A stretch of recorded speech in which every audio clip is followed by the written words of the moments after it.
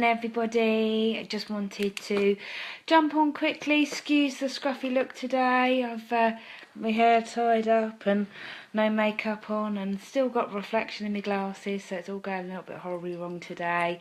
Just thought I'd quickly catch up with you about the day 4 of the Free Yourself from Your Feedback fears, and today we were talking about giving feedback. So when I started to put my notes together for today's live, I kind of covered quite a lot, and I thought I'd end up talking for forever, and I've already done quite a few long ones this week, which I thought you'd probably get bored of. So what I'm going to do is do a bit of a check sheet for you, which is a free bonus for being part of the live this week and the challenge. So do me a favour, either PM me your email address or drop me a quick email at tina@avalanchecoaching.co.uk, and I will make sure that I put you on the list to get a copy of the free checklist when I've put it all together for you over the next couple of days.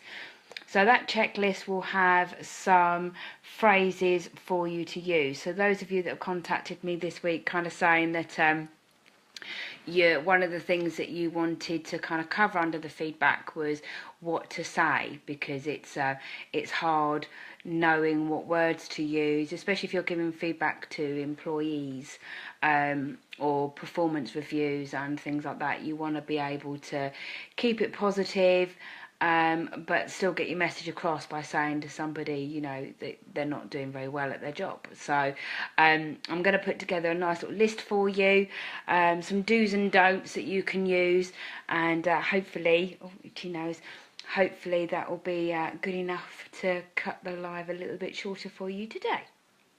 So just very quickly about giving feedback. So the first one is why you should give it.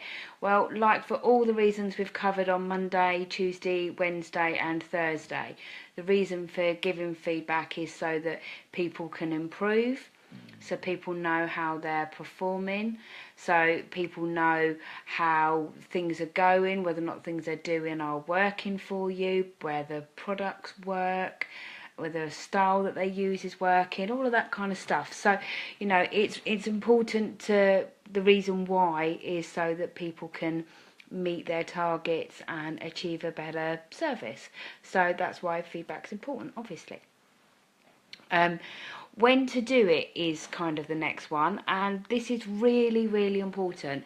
There is no point giving feedback to somebody months later or even weeks later. Feedback needs to be almost immediately.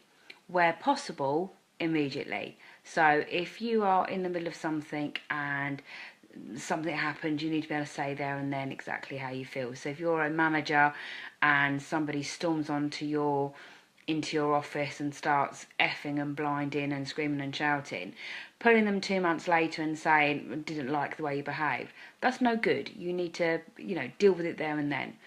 Exactly the same as you deal with children, and with animals. If you deal with whatever's happening there and then you can nip it in the bud. You can stop it from becoming a problem. If you leave it, it becomes a learned behaviour. It's much, much harder to change. So the biggest thing about when to do it that I would say is you need to do it straight away, or as close to straight away as you possibly can. So if you are a manager of people and you've got 2 or 3 people that are doing really well, again, give them the feedback straight away. It doesn't have to just be negative stuff, positive stuff as well. Positive reinforcement should be given immediately. There's no point telling somebody they did a good job 6 months later, because they're disheartened by then. They've already done loads of hard work for you and feel like you haven't noticed, or that, it didn't mean anything because you never said anything. So you need to make sure that positive feedback as well as negative feedback or constructive feedback is given immediately. So again, within an office environment or working environment, the sooner you can tell them, wow, that's fantastic, thank you for doing that for me, you're a real star, that's brilliant. Or pull them to a side and say, actually, you need to sort yourself out. You need to do it pretty much straight away. Where to do feedback? Privately, if you possibly can. And again, kind of depending what you're saying, but if you're giving somebody constructive feedback, if you're about to tell somebody that they're not very good at their job, you don't do that on team. You don't do that in front of other employees. You don't do that in front of their family when you bump into them at the cinema or something like that. You know, you make sure that it's done in the right environment. Make sure that it's in a private place where if they're going to get upset or they're going to get angry or they've got questions, they can do that fairly. So if you've got some constructive criticism to give an employee, or you're in a shop and you want to give some feedback, you know, don't scream and shout in the middle of the shop. Nobody likes that. No, you know, it gets videoed and plastered all over Facebook and nobody really appreciates it. You just look terrible. So make sure you take the manager to a side and you're giving the feedback, you know, in a more secure environment. Everybody appreciates that a lot more, especially the people getting the feedback. They'd much rather be told privately that there's a problem. Nobody likes being shamed in front of somebody. So a good example of this was in a shop a couple of weeks ago, and a young girl who was serving people, her manager came over and started having a real go at her for being late back from her lunch break or a break of some sort, really tearing into her about how, you know, it's not what's expected and she's letting the team down. And in the end I ended up saying something because it's wrong, and I ended up telling the manager that I thought she was crap at her job and she should be watching what she's doing, because actually she's tearing that poor girl apart. She's making everybody in the queue feel uncomfortable. Nobody thinks she's a particularly good manager now, and actually when people walk away, rather than thinking poorly of that young girl, they're actually all thinking bad of the manager. And yeah, I could have yelled and screamed at her in the middle of the shop, but I didn't. I politely spoke to her across the counter. So she still got the message, and as those of you who know me know that when I have a message to give, it's done in a very constructive way, and that's what I did. I constructively told her that she was crap at her job. And that's what I'm saying, you know, if I'd started to F and blind and scream and shout, I would have ended up just getting booted out the shop myself, which is, you know, not fair to anybody. But actually, as it was, that young girl felt supported by me, I would have hoped. And maybe when she went home and she told her mum that, you know, the old bag who's the manager was yelling and shouting at her in the middle of the shop and she felt humiliated, hopefully she can say, you know, somebody stuck up for me. Because I know if one of my children worked in a shop and their manager was treating them that way, I would hope somebody would stick up for them. So where to do it is just as important as what you're going to say and when you're going to say it. So the other thing as well that you need to consider is oh, hang on, I'm slipping off my sofa as well. If you look, I've got a poorly Jack today and he's sitting with me, so I'm all squished up on the side of the sofa. So some of the most important things you need to think about, just to quickly summarise, is where you're going to do it, when you're going to do it, and, you know, make sure that you are able to evidence it, like we covered at the beginning of the week. If you're going to give somebody feedback, make sure that you can evidence that what you're saying is true, that what you're saying is right, and that actually what you're saying has some weight to it. Like we said at the very beginning of the week, you can't pull somebody to a side and say, you know, you're shit because I think you are. You know, it just doesn't work like that. You need to give examples. So when you're giving feedback, make sure you can give somebody an example of when they've done it. So it needs to be immediately, it needs to be privately, and it needs to be evidenced. So they're your three most important things. So for instance, if you were giving an employee feedback because they had been disrespectful in the office, you would take them to one side, either into an office or to a quiet part of the office, and you would say, okay, on Thursday you said this to me and I felt that was really disrespectful. I didn't like the way you spoke to me. It made other people in the office feel really uncomfortable. Therefore, I don't want that happening again. And then you can give a consequence to it as well. You can say, if it happens again, then the next conversation we're going to have will be more formal.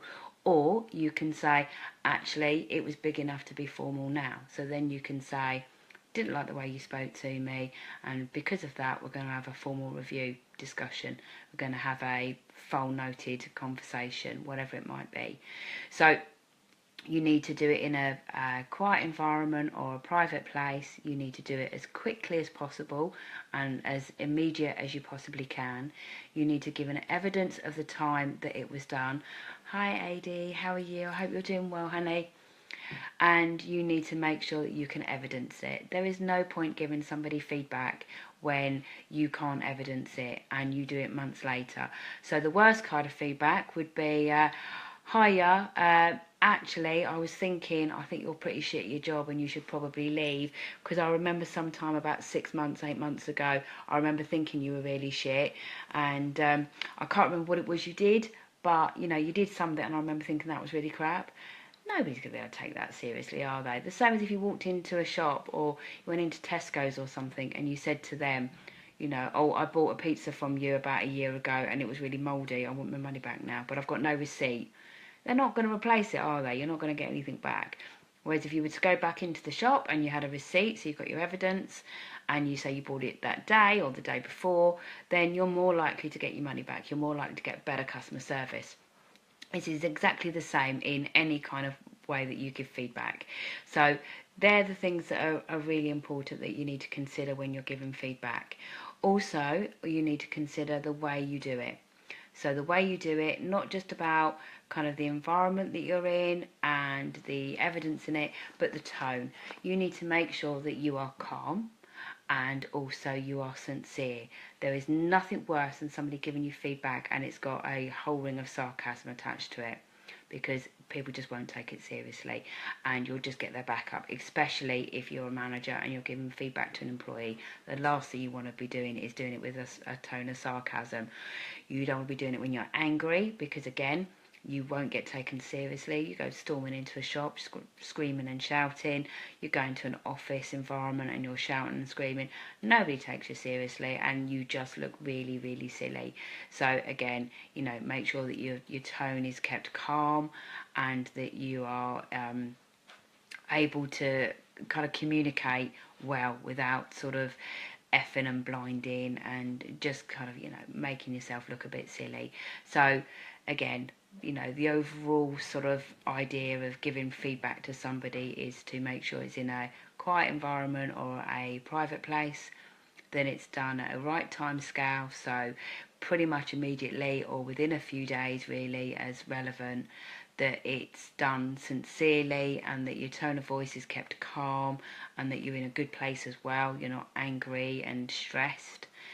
And just make sure that everything you say you can evidence, and you've nailed it. That's feedback. That's perfect. You know, that's exactly what you need to do, and that's it. You know, nice and easy, covered like that. All I really need to do to be able to help you further is just give you some examples of some phrases that you can use. But the basic idea of feedback is very simply broken down into those 4 categories. And if you can remember those 4 categories, you can give feedback to anybody. You can say anything to anybody and it'll be listened and it'll be taken seriously and you'll get the right results. You'll either get your refund or you'll get your employee working harder and smarter, and you'll be able to get them from being an underachiever to an achiever or even an overachiever. You know, whatever it is that you're aiming to achieve by giving the feedback, you can get by following those 4 simple rules.